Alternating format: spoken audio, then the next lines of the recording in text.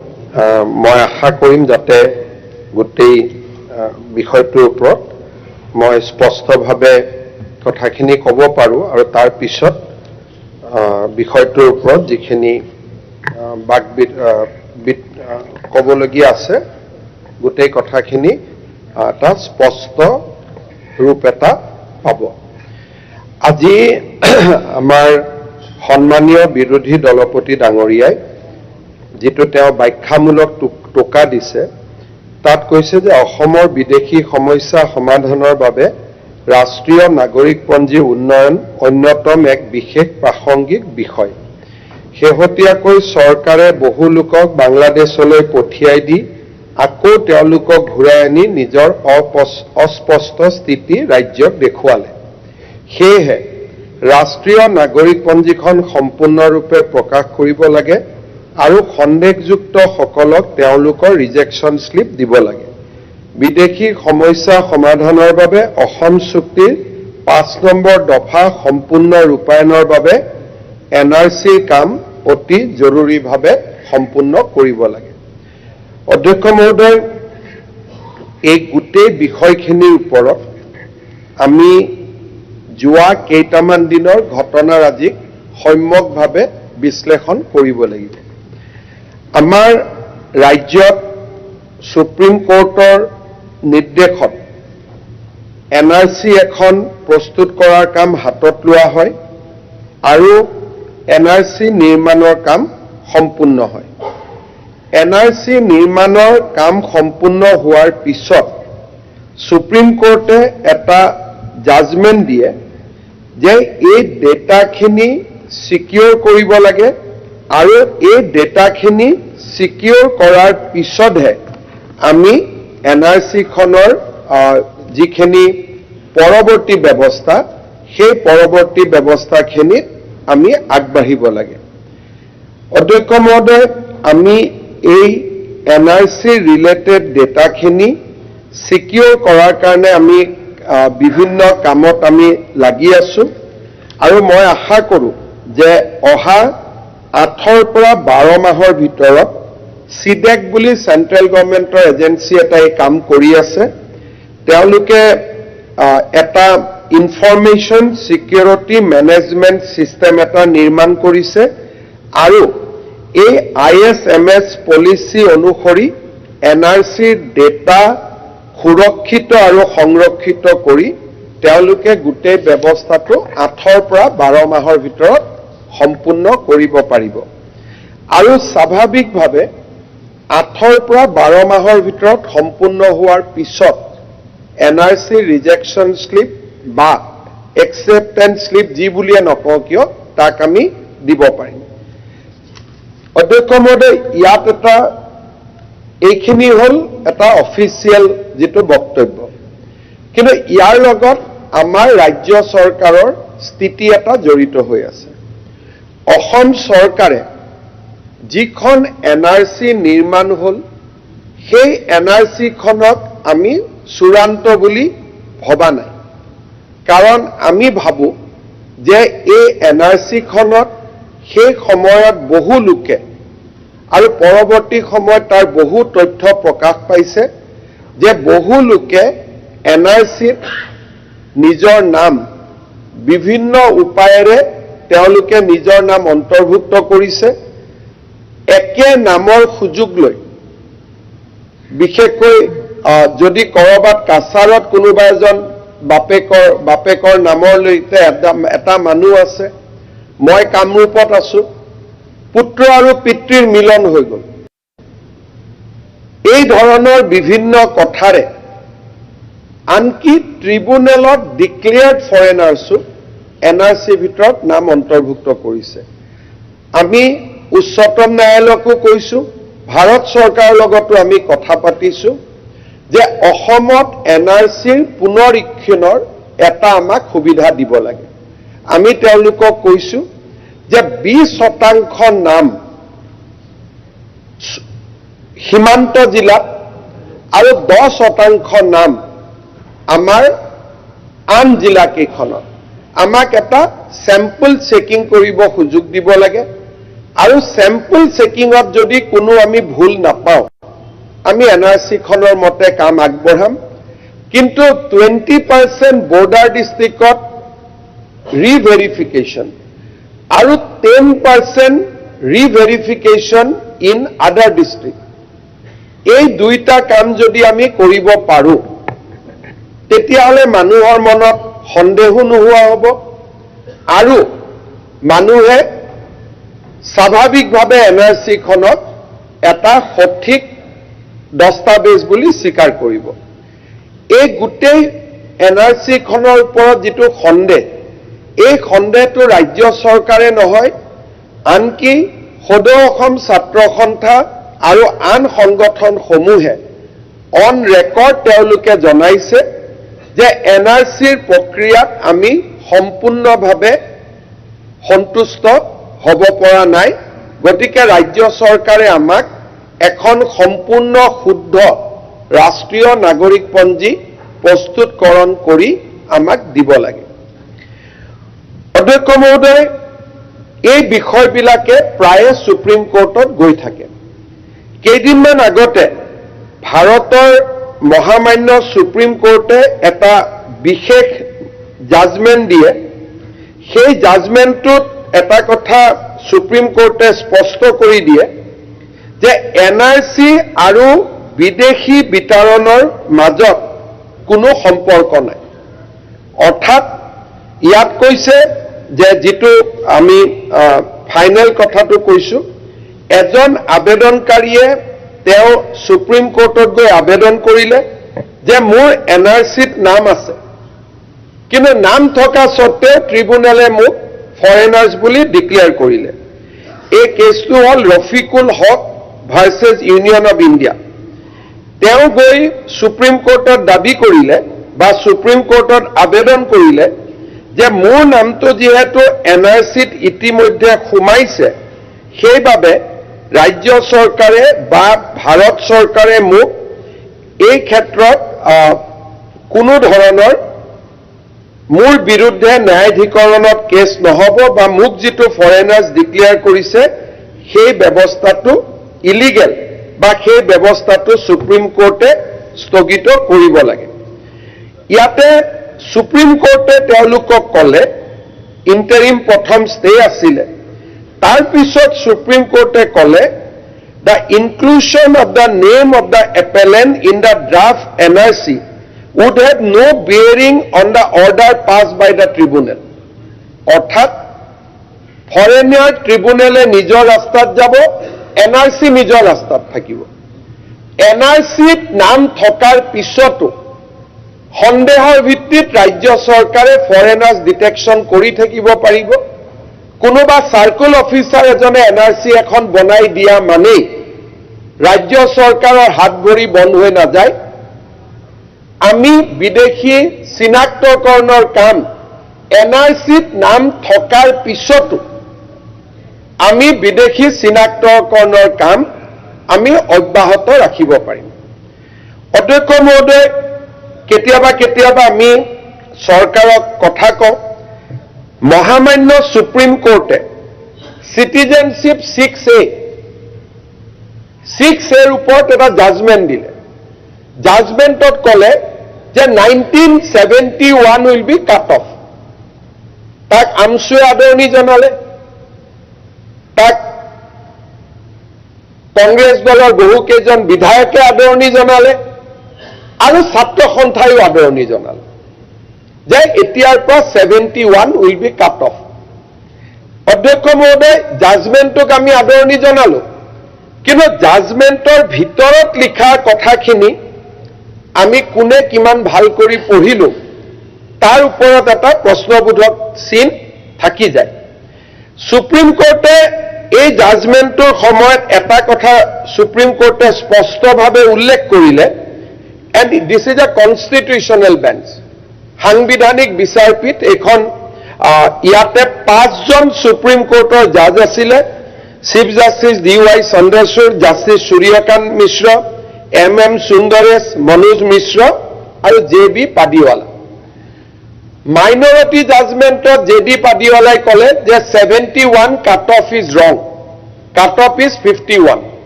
য'ত ভাৰতৰ লগত একে কাট অফ হ'ব। কিন্তু মেজৰিটি জাজমেণ্টে ক'লে যে কাট অফ উইল বি 1971।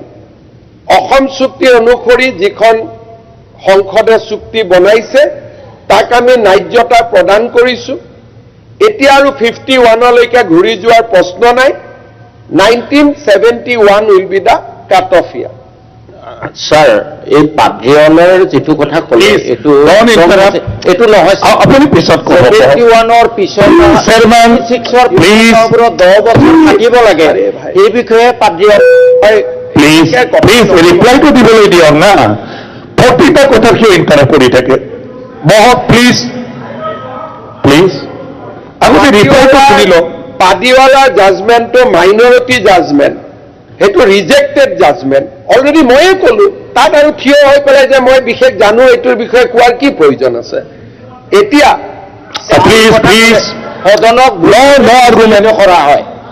এতিয়া ভৰিপিক নষ্ট কিয় কৰি থাকে?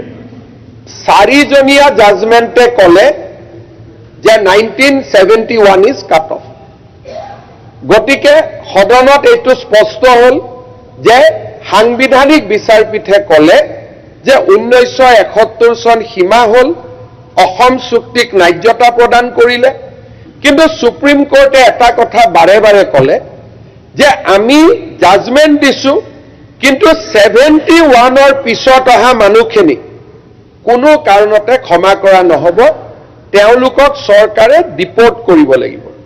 আৰু তেওঁলোকে ক'লে anyone entering Assam after 25th March 1971 is illegal and not eligible.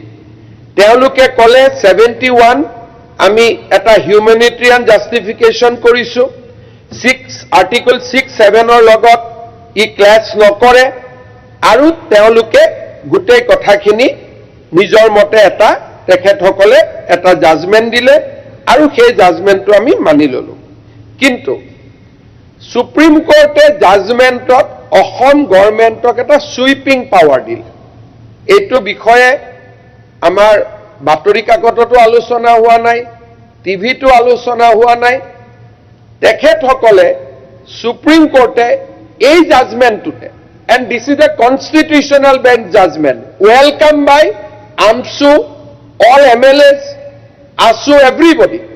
ইয়াত আৰু কোনো ডিছপিউট নাই। এতিয়াও মোতকৈ বেছি চেয়াৰমেন ডাঙৰীয়াই জাজমেণ্টটো পঢ়িছে, কাৰণ তেওঁ লগে লগে উঠি ক'লে যে মই ভুল কৰি কৈছোঁ। তাৰমানে ইমান ডিপলৈকে গৈ জাজমেণ্টটো পঢ়া হৈছে। মোৰ দৰকাৰ ইমান নহয় কাৰণে মই পঢ়া নাই। ইয়াত তেওঁলোকে ক'লে দ্য সুপ্ৰিম কোৰ্ট হেজ চেজ Section 6A ruling affirmed that the 1950 Expulsion Act remained valid and operative. তাৰমানে বিদেশী বহিষ্কৰণৰ কাৰণে এতিয়াৰ পৰা চৰকাৰ ট্ৰিব্যুনেলত যোৱাৰ প্ৰয়োজন নাই। The 1950 Act says যে ডিচি জনে যদি প্ৰাইমা ফেচি ভাবে ই বিদেশী, he can be evicted from the state of Assam. আপোনালোকে এখন পঢ়ি ল'ব, 1950 ইলিগেল এক্সপালছন ফ্ৰম আছাম। একখনৰ বেকগ্ৰাউণ্ডটো বেলেগ আছিলে স্যাৰ। কিয় কথা কয় বা? 1950 চনৰ সেই একখনৰ বেকগ্ৰাউণ্ড আপুনি পইণ্টটো লিখি ৰাখক। Those were from আপুনি পইণ্টটো লিখি ৰাখক। So could be easily আপুনি বেকগ্ৰাউণ্ডটো বেলেগ আছে। আপুনি যদি সুপ্ৰিম কোৰ্টৰ অৰ্ডাৰ এটাৰ বেকগ্ৰাউণ্ড বুজাব খুজিছে, you have to file another petition in supreme court. মোক কিয় বুজাই আছে? মই এনেকুৱা নকৰিব, নকৰিব ভাই, ইয়াৰ পৰা ভোট নাবাঢ়ে। সুপ্ৰিম কোৰ্টৰ অৰ্ডাৰ এটা আপোনালোকে নপঢ়াকৈ আদৰণি জনাইছে, সেইকাৰণে আপোনালোকৰ বিষয়েতো মানুহে গম পাব লাগে। গতিকে বহি থাকক। কিয় অখিল গগৈৰ স্বভাৱটো কিয় লৈছে? বহি থাককচোন, পিছত ক'ব যি আছে। ইমান দুইজনৰ মাজত কম্পিটিশ্যন হৈ গ'লে মোৰ কণ্ট্ৰলে দিগদাৰ হ'ব ভাই। মাননীয় অধ্যক্ষ মহোদয়, সুপ্ৰিম কোৰ্টে ক'লে যে অসমৰ কাৰণে এখন স্পেচিয়েল এক্ট অনা হৈছিলে ইন দ্য পটভূমি অফ 1950। এইটোও মই কৈছোঁ যে 1950ৰ পটভূমিত এখন আইন অনা হৈছে যে ডিচিয়ে যিকোনো ডিচিয়ে যদি ভাবে ই বিদেশী, he can be evicted, word is evicted, উচ্ছেদ কৰি দিব আৰু ট্ৰিবুনেলত যোৱাৰ কোনো প্ৰয়োজন নাই। এই এক মিনিট ভাই, আপুনি মই ভুল ক'ব পাৰোঁ, ৰাতি উকিলে পঢ়াই দিব, মইতো ইংলিছ কেইটাহে পঢ়ি আছো। সুপ্ৰিম কোৰ্টে ক'লে by the majority judgement that state need not to go only foreigners tribunal. State has this power also. তাৰমানে এতিয়ালৈকে আপোনালোকে যি কৈছে যে আমি পাৰ কৰি দিলো, now by the order of the Supreme Court, every deputy commissioner is empowered to evict anybody whom he feels foreigner. This is the law of the land. আৰু second law of the land নাই, মই ভুল কৰিলে শুদ্ধ কৰিলে মোৰ বক্তব্যটো final নহয়, কোৰ্টতহে যাব। গতিকে মোৰ কথাখিনি ভুল বুলিয়ে শুনি লওকচোন, শুদ্ধ বুলি শুনিব নালাগে। সুপ্ৰিম কোৰ্টে দুটা জাজমেণ্ট দিলে যে NRCত নাম সোমোৱা মানেই মানুহজন স্বদেশী হ'ব নোৱাৰে। আমাৰ অসমৰ মানুহক মই বিনম্ৰতাৰে সৈতে জনাব বিচাৰো যে সাইলেন্টলি জাতি মাটি ভেটি ৰক্ষাৰ কাৰণে যোৱা 4 বছৰত আমি অজস্ৰ কাম কৰিছো সাইলেন্টলি। যিসকলে এই 5 বছৰৰ কাৰ্যকাল ইতিহাসে যেতিয়া এনালাইসিস কৰিব তেতিয়া গম পাব যে আমাৰ দেশৰ জাতি মাটি ভেটি ৰক্ষাৰ বাবে এইখন চৰকাৰে কিমান ডাঙৰ কন্ট্ৰিবিউশন এৰি থৈ গৈছে। উই হ্যাভ ৰিভিজিট এভৰিথিং। IMDTয়ে যি ডেমেজ কৰিছিল, IMDT বাতিল হ'ল, কংগ্ৰেছে ফৰেনাৰ্ছ ট্ৰিবুনেল লৈ আহিল। ট্ৰিবুনেলত যাব লাগিব, যুক্তিতৰ্ক হ'ব লাগিব, হাই কোৰ্ট, সুপ্ৰিম কোৰ্ট। ফৰেনাৰ্ছ এক্সপেলে নহয়, এটা জীৱন পাৰ হৈ যায়। আমি আৰু মই ভাৰত চৰকাৰক ধন্যবাদ জনাম, সলিচিটৰ জেনেৰেল তুষাৰ মেহতাক ধন্যবাদ জনাম যে এটা অসম চৰকাৰৰ বাবে এক অমোঘ অস্ত্ৰ কনস্টিটিউশনাল বেঞ্চে দিলে যে all foreigners need not to be referred to the foreigners tribunal. যদি মই প্ৰাইমা ফেচি ভাবো যে ফৰেনাৰ্ছ আলাপ আলোচনা কৰি থকা দৰকাৰ নাই, এভিক্ট them. So this power has been given to the state of Assam by Honorable Supreme Court. Central government already notify কৰি থৈ দিছে 1950 যে all DCs are empowered. আৰু এটা একখনতে লিখা আছে যে যিবিলাকে বিভিন্ন কাৰণত ৰিলিজিয়াছ পাৰ্চুৱেশ্যনৰ কাৰণত আহিছিল তেওঁলোকৰ ক্ষেত্ৰত এই একখন প্ৰযোজ্য নহয়। This is the act, সবে পঢ়িব পাৰিব। So the relevance of 1950 Act has come back. আৰু এই জাজমেণ্টটো আমছুৱেও আদৰণি জনাইছে। All the Muslim intellectual of Assam has welcomed this judgment. Congress, BJP, ASU, সকলোৱে এই জাজমেণ্টটোক আদৰণি জনাইছে। So now state is empowered to evict people under the Illegal Expulsion Act 1950. গতিকে পুছবেক কি স্বাভাৱিক। ইয়াৰ পিছত জাষ্টিছ উজ্জ্বল ভূঞা আৰু জাষ্টিছ ওকাৰ কোৰ্টে ষ্টেটক সমালোচনা কৰিলে যে ইমানবিলাক বিদেশী আইডেন্টিফাই হৈ আছে, আপোনালোকে এওঁলোকক কিয় পঠোৱা নাই। So there is a pressure from the state onto the state government from the Supreme Court also to act on expulsion of foreigners. মাননীয় অধ্যক্ষ মহোদয়, হয় আমি প্ৰচলিত আইনক সন্মান জনাব লাগিব। যেতিয়া আমি বিদেশীক বহিষ্কাৰ কৰি আছো, যোৱা মাহত 2-3জন SPয়ে তেওঁলোকে কোৰ্টৰ ষ্টে অৰ্ডাৰ থকা মানুহকো এক্সপাল কৰিছে। বাট ভুলটো ভুল। যি 2-4জনৰ সুপ্ৰিম কোৰ্টৰ অৰ্ডাৰ আছে, হাইকোৰ্টৰ অৰ্ডাৰ আছে যে তেওঁলোকৰ ওপৰত কোহেচিভ একশ্যন ল'ব নালাগে, তেওঁলোকক আমি কোহেচিভ একশ্যন আমাৰ প্ৰচেছটোত 2-4জন তেনেকুৱা মানুহকো 2জন মানুহক আমি পুছবেক কৰি দিছিলোঁ। but through the diplomatic channels, informal and formal, এই দুইজন মানুহকে আমি ঘূৰাইও আনিছো কিয় কাৰণে we have to follow the Supreme Court order.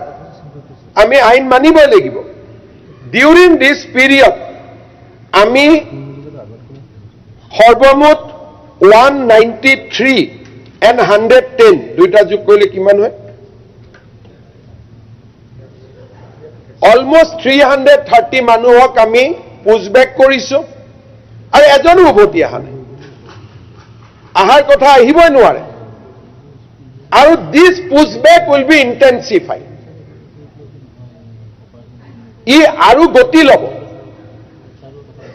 কাৰণ আমাৰ ৰাজ্যত যি ধৰণে পাকিস্তানী এলিমেণ্ট সোমাইছে, বাংলাদেশৰ ফাণ্ডামেণ্টেলিষ্ট এলিমেণ্ট সোমাইছে, ষ্টেটখনে নিজক বচোৱাৰ কাৰণে আমি আগতকৈ বেছি এক্টিভ হ'ব লাগিব, আগতকৈ বেছি আমি প্ৰ'এক্টিভ হ'ব লাগিব.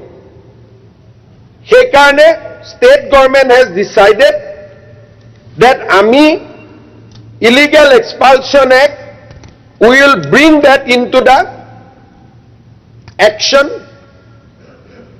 আৰু ডিচি সকলে যাক বিদেশী বুলি ভাবিব, without referring to the tribunal, will push back. দুই তিনিটা পুছবেক সাকসেছ নহ'ব, কাৰণ তেওঁলোকে ৰেজিষ্ট কৰিব. 10টা ট্ৰাই কৰিম, 2টা গ'লেও বহুত. So deportation will now be a reality. NRCত নাম থাকক নাথাকক, যদি আদাৰ এভিডেন্স থাকে, NRCত যিসকলে হৰ্ষ মণ্ডলৰ দৰে মানুহসকলে আহি অসমৰ বিৰুদ্ধে ইমান ডাঙৰ ষড়যন্ত্ৰ কৰিলে যে আমাৰ কোনো এখন পেপাৰ, কোনো এখন টেলিভিছন এটা ট্ৰেক কৰিব নোৱাৰিলে. হৰ্ষ মণ্ডল আৰু কেইজনমান ইয়াৰে লোকেল চ' সুপ্ৰিম কোৰ্ট, এতিয়া কংগ্ৰেছৰ প্ৰেচিডেণ্টৰ আগে পিছে ঘূৰি থাকে, তেওঁলোকে মিলি এটা জাল বনাই পেলালে যে অমুক চন্দ্ৰমোহন পাটোৱাৰী আৰু ৰঞ্জিত দাসৰ বাপেক মাকৰ নাম একে. তেওঁলোকে চেইন বনাই পেলাই মানুহখিনিক ইণ্ডিয়ানাইজ কৰি পেলালে. We have done enough research in last 2 years যে কোন মানুহে এনেকে চলে বলে কৌশলে নাম সোমোৱালে. আৰু মোৰ দিনত যদি হৰ্ষ মণ্ডল আহিলেহেঁতেন মইতো জেলত ঢালি দিলো. যদি NRC মই মুখ্যমন্ত্ৰী থাকোঁতে হ'লহেঁতেন মইতো তেতিয়া খালাচ কৰিলোহেঁতেন through the process of law. ইমান ডাঙৰ খেলা মই অসমৰ ভৱিষ্যতৰ লগত খেলিব নিদিলোহেঁতেন. So much money has come during that period of time. Now we have documented all the evidences. আপোনালোকে আচৰিত হ'ব অসমক লৈ কিমান ষড়যন্ত্ৰ চলি আছে. We have find out Facebook account of almost 2,600 ইছলামাবাদৰ পৰা চলে, ৰিয়াদৰ পৰা চলে, সৌদি আৰবিয়াৰ পৰা চলে. তেওঁলোকে ৰাহুল গান্ধীকো ৱেলকাম নকৰে, কিন্তু অসমৰ এজন নেতাক ৱেলকাম কৰে. And I have documents. মই 10-12 দিনৰ ভিতৰতে মই প্ৰেছত কিছু এনেকুৱা একাউণ্ট আনি দিম. তেওঁলোকে দুটা কামতে টুইট কৰে, ফেচবুক কৰে, হয় পেলেষ্টাইনৰ ওপৰত নহলে অসমৰ ওপৰত, বাকী আন কোনো কামৰ ওপৰত নকৰে. আমাৰ ওপৰত অসমত খিলঞ্জীয়া, আৰু মই মুছলিম মানুহ খিলঞ্জীয়া নহয় বুলি নকওঁ. খিলঞ্জীয়া বুলি ক'লে it is a secular definition. খিলঞ্জীয়া ভাৰতীয় হওক, অসমীয়াই হওক, বহুত ডাঙৰ ষড়যন্ত্ৰ আৰম্ভ হৈছে. And we have to resist it through the process of law. Debabrata Saikia ডাঙৰীয়াই কৈছে ঘূৰাই আনিছে, ঘূৰাই অনাৰ প্ৰশ্নই নাই. We are pushing back. এতিয়াও 35 জনক ৰেডি কৰি থৈ দিছো. পানীৰ কাৰণে পুছবেক কৰিব পৰা নাই, পানীটো কমিলে পুছবেক. এতিয়াও 35 জন ৰেডি হৈ আছে. যিটো ইয়াত কৈছে যে তেওঁলোকক ঘূৰাই আনি নিজৰ অস্পষ্ট স্থিতি ৰাজ্যক দেখুৱালে, স্থিতি বহুত স্পষ্ট, বহুত বেছি স্পষ্ট. তেনেকে আজি ট্ৰাইবেল বেল্ট এণ্ড ব্লকৰ ওপৰত ক'লে 1954 ইজ কাট অফ. কংগ্ৰেছেও এগ্ৰী কৰিলে যে 1954ৰ পিছত অহা মানুহখিনিক চৰকাৰে একশ্যন ল'ব পাৰে. আজি মই বহুত দিনৰ পৰা চেষ্টা কৰি আছিলো যে যেনে তেনে লিডাৰ অফ অপজিশ্যনক অন ৰেকৰ্ড আনিব লাগে.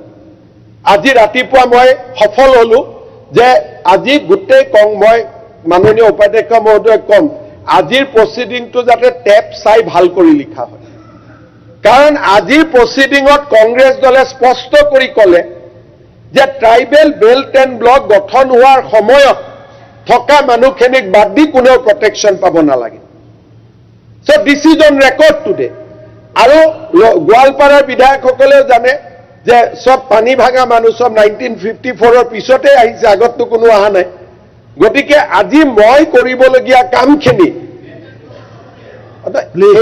আৰু মই য'ত পৰে কৈছো সেইখিনিতো ফৰেষ্টত পৰে মই গোটেই অসমতে কৈছো যে যাতে এটা ৰেকৰ্ডত যায় যে আজি বিধানসভাত সন্মতি হ'ল protected class tribal belt and block গঠন হোৱাৰ আগৰ জেনেৰেল মানুহ বাকীখিনিক চৰকাৰে পুছ কৰিব পাৰে তেনেকে বিধানসভাটো মই বিৰোধী দলৰ প্ৰতি ক'ব খুজিছো আমাৰ স্থিতি অস্পষ্ট নহয় স্পষ্ট কিন্তু যদি কোনোবাৰ সুপ্ৰিম কোৰ্টৰ ষ্টে অৰ্ডাৰ আছে তাক আমি ডেফিনেটলি মানিব লাগিব আমাৰ অসমত কি হৈ আছে মই আৰু এটা উদাহৰণ আপোনালোকক দিব খুজিছো আপোনালোকে কয় মানুহক ডি ভোটাৰ কৰি ৰাখিছে আপোনালোকক মই দুটা ডাঙৰ উদাহৰণ দিব খুজিছো যে কেনেকে আমাৰ অসমত Abdul Malik Dobokar, he is a declared foreigner. Abdul Hannan Muradaro, he is a declared foreigner. Abdul Karim Lonka, declared foreigner. Abdul Khalek Lonka, declared foreigner. Bilal Hussain Doboka, declared foreigners. নিজৰ নামটোত এ আৰু ই বদলাই পেলাই গোটেই কেজনে voter লিষ্টত নাম ৰাখি থৈ দিছে দিও নহয় ভোট মাৰি আছে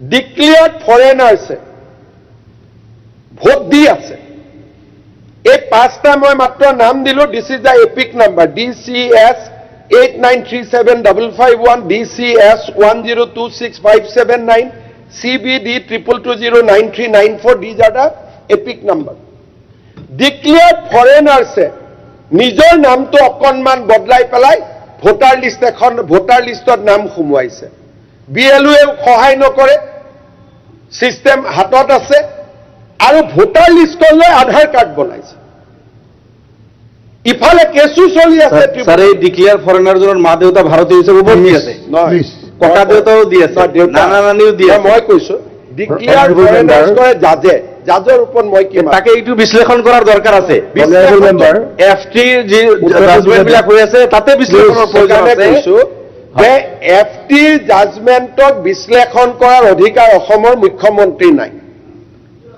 উই আৰ এ ডিসিৰ হতে পাৰিব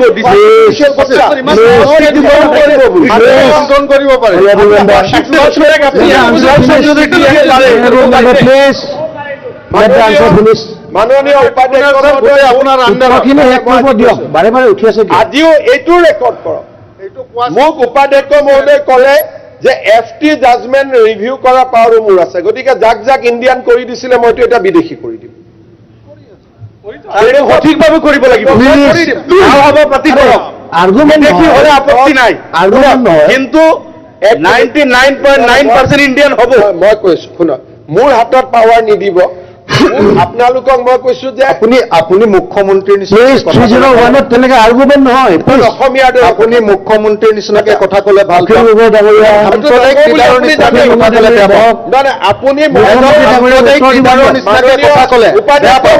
আপুনি যিখন চিটত বহি আছে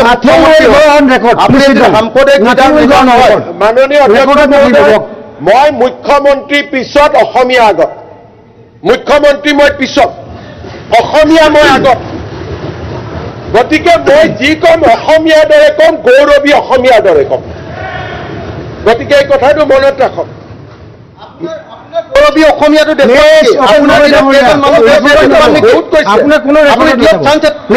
আপুনি ঠিক আছে আপুনি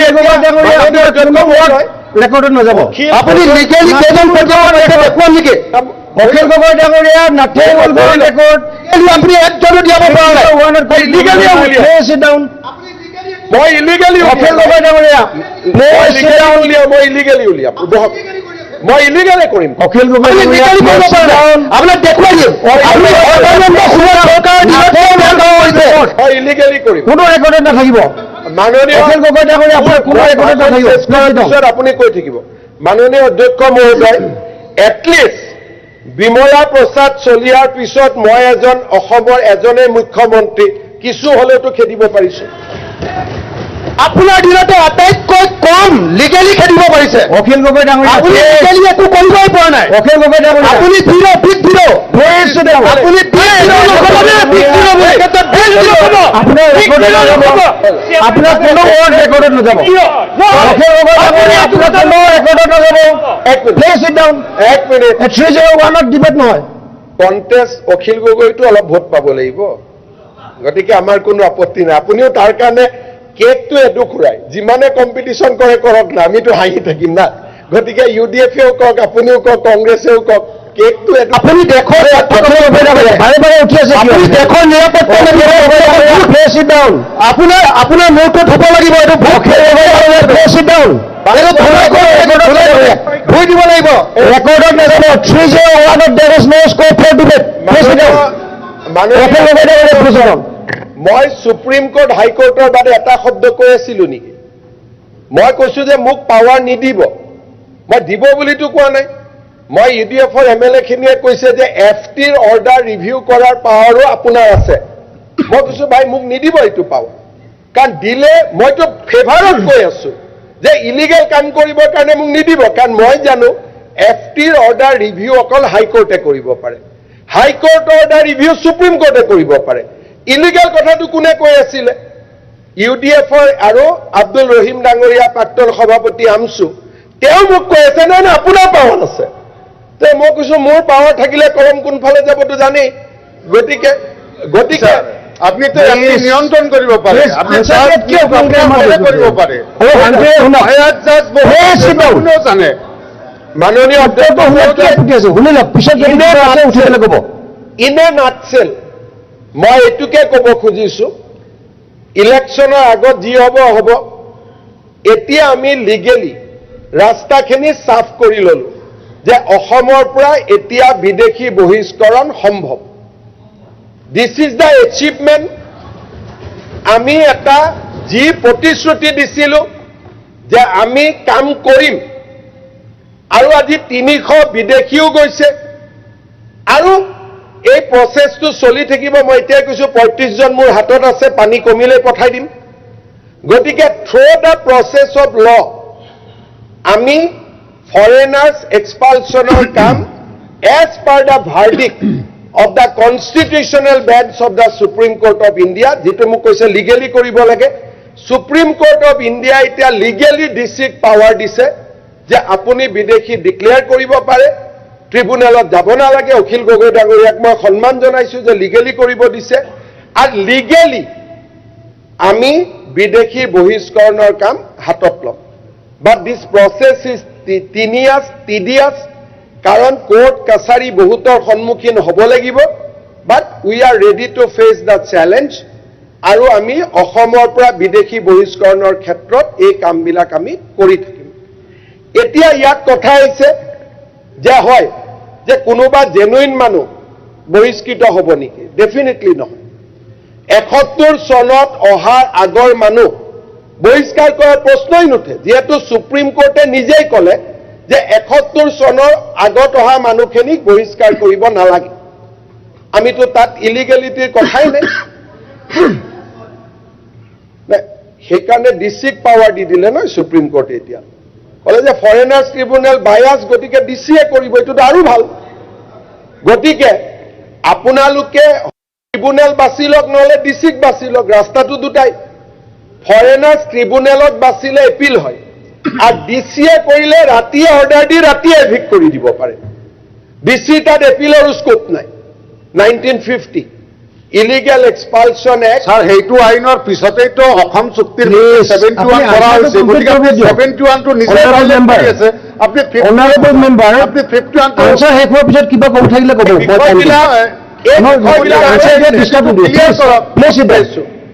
এই বিষয়বিলাক আনিছে কোনে? আপোনালোকে আনিছে কাৰণে মই ক'ব সুযোগ পাইছো। মইতো ৰাতিপুৱা ভূপেন হাজৰিকাৰ ওপৰত কম বুলি আহিছিলো। আপোনালোকে নিজে খজুৱাব, যেতিয়া নিজৰ গাত খজুৱতিটো পৰি যাব তেতিয়া আপোনালোকে জপিয়া জপি কৰি থাকিব, এইটোতো নহয়। এতিয়া মোৰ কথাটো হ'ল এই সুপ্ৰিম কোৰ্টৰ জাজমেণ্টটো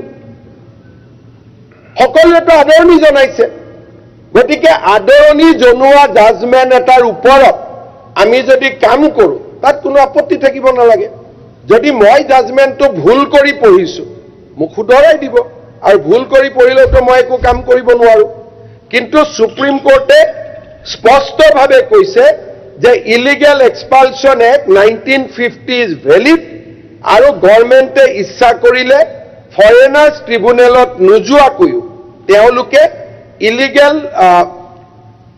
যি ফৰেনাৰ্ছ আছে হু কেম বিফৰ ইয়াতে আছে মই পঢ়ি দিছো power to order expulsion of certain immigrants.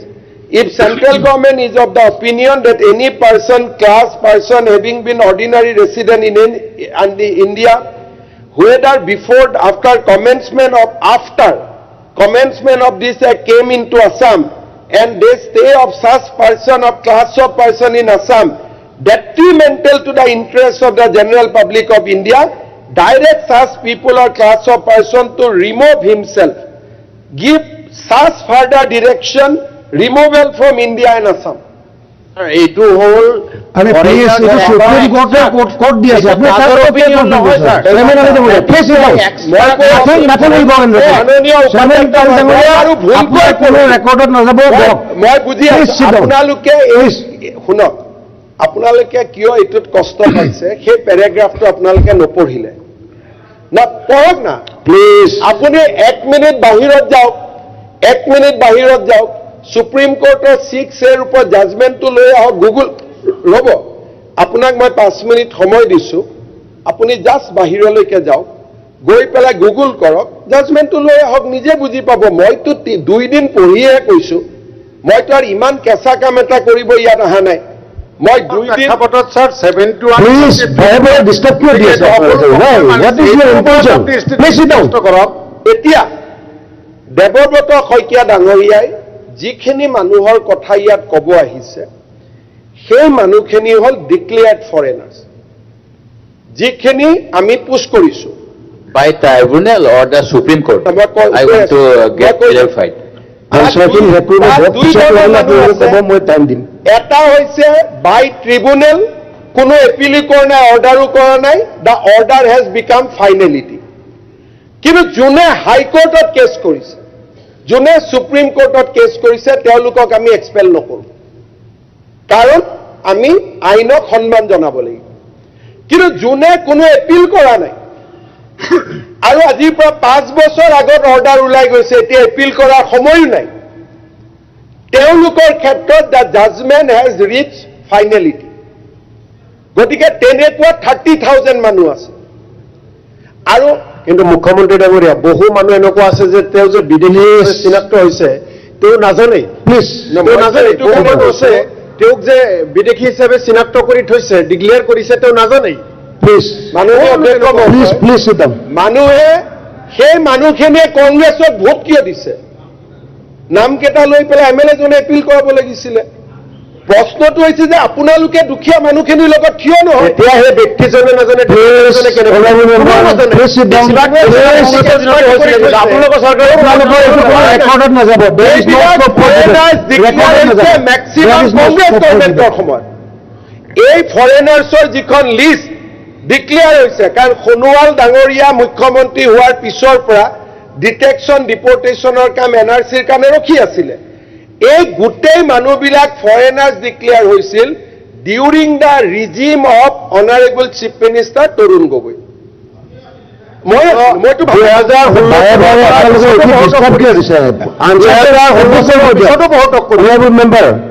আনচাৰটো complete হ'ব দিয়ক তাৰপিছত কিবা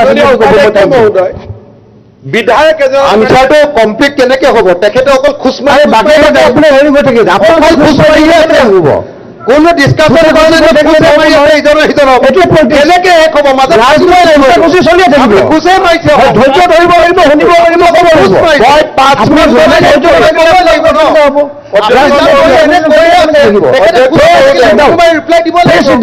অধ্যক্ষ মহোদয় এজন বিধায়কক ৰাইজে কিয় ভোট দিয়ে যে তেওঁৰ সমষ্টিৰ কোন মানুহ কষ্টত আছে আজি গোটেই কেইজন বিধায়কে আমাৰ তাত তেনেকুৱা মানুহ নাই গোটেই কেইজন বিধায়কে যদি তালিকা এখন বনায় এজন উকিল লগাই কোৰ্টত গ'লহেঁতেন, সমস্যা নাই। এতিয়া আপোনালোকৰ ইনএকশ্যনটো মোক কিয় দুখ দিয়ে? এই দুখীয়া মানুহখিনিৰ লগত আপোনালোক থিয় নহ'ল। আপোনালোকৰ চৰকাৰৰ দিনত তেওঁলোকৰ কেছ গ'ল ফৰেনাৰ্ছ ট্ৰিব্যুনেলত। আপোনালোকৰ চৰকাৰে মানুহক দি ভোটাৰ পাতিলে। এতিয়াতো মইতো কৰিম বুলিহে কৈছো, মইতো একো কৰাই নাই আজিলৈকে। যিখিনি ডিভোট হোৱা নাই, আপুনি ইমান অভিজ্ঞ, ইমান জানে, আপুনি কওকচোন ডিভোট কেতিয়া হৈছে? আপুনি ভালকে জানে ডিভোট হৈছে। অসমত আটাইতকৈ বেছি দুই ভোটাৰ 2001 চনৰ পিছত হৈছে, কাৰণ ময়ে আছিলো নহয়।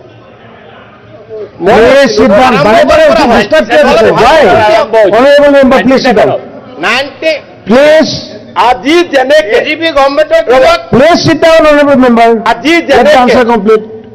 যেনেকে আমি যাক সহায় কৰিব লাগে তাক সীমাৰ বাহিৰত গৈ যেনে তেনে সহায় কৰি দিলো। কংগ্ৰেছক বাধা দি ৰাখিছিলো নেকি আমি? জানো সীমাৰ বাহিৰত যোৱা কথা নহয় ছাৰ,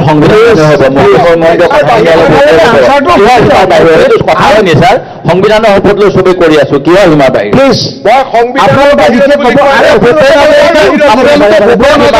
এইটো কি শব্দ? কথা পাতিবৰ কাৰণে অধিৱেশন পাতিলে,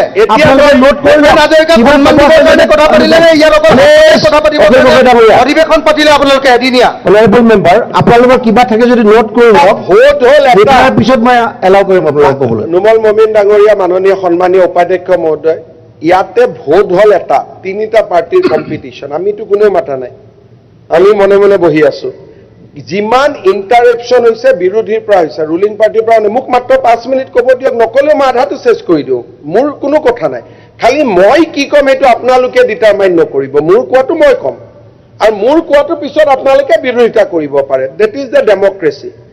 এতিয়া অধ্যক্ষ মহোদয়, মই এটাই সংক্ষেপতে ক'ম। নাম্বাৰ 1, বিদেশী বহিষ্কৰণৰ ক্ষেত্ৰত চৰকাৰে NRC-খনক ৰেফাৰেঞ্চ হিচাপে লোৱাৰ প্ৰয়োজনীয় নাই, order of the Supreme court. Second, বিদেশী বহিষ্কৰণৰ ক্ষেত্ৰত ডেপুটি কমিশ্যনাৰে নিজে অৰ্ডাৰ দিব পাৰে, আৰু তেওঁ যদি সন্দেহ থাকে তেওঁৰ মনত, তেওঁ ট্ৰিব্যুনেল পঠাব পাৰে। Number 2। Number 3, on the basis of the judgement অসমত বিদেশী বহিষ্কৰণৰ প্ৰক্ৰিয়াটো আমি ত্বৰান্বিত কৰিম। এতিয়া বিদেশী কোন? অবভিয়াছলি দোজ হু হেজ কাম আফটাৰ 1971, তাত কোনো ডিসপিউট নাই। এইখিনিয়ে মই ক'ব খুজিছিলো, আপোনালোকে বাধা নিদিলে মইতো আগতেই কৈ চেছ কৰি দিলোহেঁতেন। বিমলা প্ৰসাদ চলিহাই পুছবেক আৰম্ভ কৰিছিলে অসমত, কংগ্ৰেছৰ মুখ্যমন্ত্ৰী। গোটেই ভাল কামৰ ইনস্পাইৰেশ্যন আমি কংগ্ৰেছৰ পৰাই লওঁ। Gopinath Bordoloi tribal belt and block বনাইছিল, তেওঁৰ পৰা ইনস্পাইৰেশ্যন লওঁ। বিষ্ণুৰাম মেধিয়ে এভিকশ্যন আৰম্ভ কৰিছিল, আমি তেওঁৰ পৰা প্ৰেৰণা লওঁ। বিমলা প্ৰসাদ চলিহাই পুছবেক কৰিছিল, আমি তেওঁৰ পৰা প্ৰেৰণা লওঁ। তৰুণ গগৈ ডাঙৰীয়াৰ দিনত ডি ভোটাৰ NRC হৈছিল, তাৰ পৰা আমি প্ৰেৰণা লওঁ। গতিকে গোটেই ৰেকৰ্ডখিনিতো সেইটো ফালে আছে।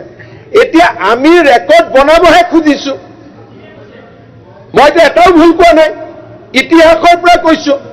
এতিয়া আমি আৰম্ভহে কৰিব খুজিছো। আজি বিষ্ণুৰাম মেধিয়ে যিমান এভিকশ্যন কৰিছিলে, হিমন্ত বিশ্ব শৰ্মাই তাৰ 10%টো কৰা নাই। গোপীনাথ বৰদলৈয়ে যিমান ট্ৰাইবেল বেল্ট এণ্ড ব্লক বনালে, মই এটাও বনাব পৰা নাই, লাগিহে আছো micro' tribal belt and block বনাবৰ কাৰণে, মই পাৰাই নাই। আৰু তৰুণ গগৈ চৰকাৰৰ দিনত যিমান মুছলমান মানুহে কোৰ্ট কাছাৰীত যাব লগা হৈছিল, ট্ৰিব্যুনেল, খেদা খেদি, বৰ্ডাৰ পুলিচ, যোৱা 5-6 বছৰ NRC হৈ থকাৰ কাৰণে সকলো শান্তিতে আছে।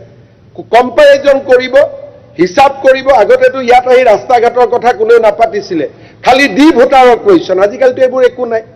এতিয়া আপোনালোকে আদৰণি জনোৱা জাজমেণ্ট এটাৰ ভিত্তিত আমি কিছু কাম কৰিবলৈ আগবাঢ়িছো। সামান্য 300-400 জনক মাত্ৰ পঠিয়াইছো, আৰম্ভণি এটা।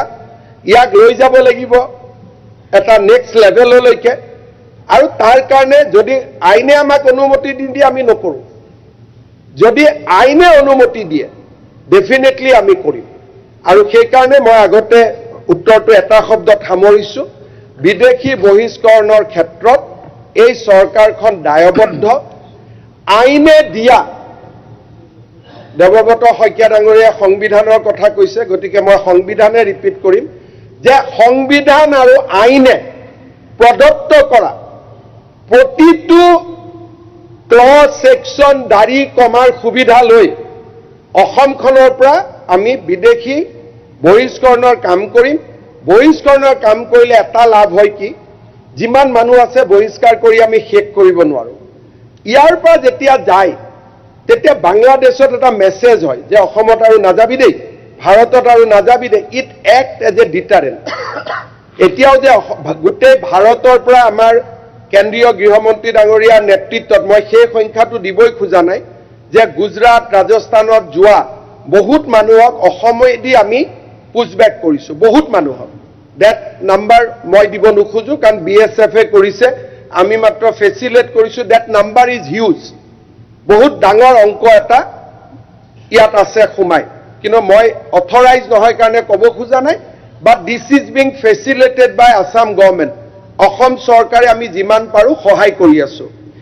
এই মানুহখিনি গ'লে বাংলাদেশৰ যদি প্ৰতিটো জিলা, প্ৰতিটো খণ্ড, প্ৰতিটো প্ৰখণ্ডত যদি আমি 10জনকৈ পঠাব পাৰোঁ, ডাঙৰ মেছেজ এটা যায় যে আৰু অসমত আহিব নালাগে, নহ'লে অসমত আহি থাকে। আমি ৰাইজৰ কাম কৰিছোঁ, সংবিধানৰ নিৰ্দেশত কাম কৰিছোঁ যে দেশ বিদেশী মুক্ত হ'ব লাগে, আৰু আমি কৰি গৈ থাকিম। আপোনালোকৰ সহযোগিতা বিচাৰিছোঁ।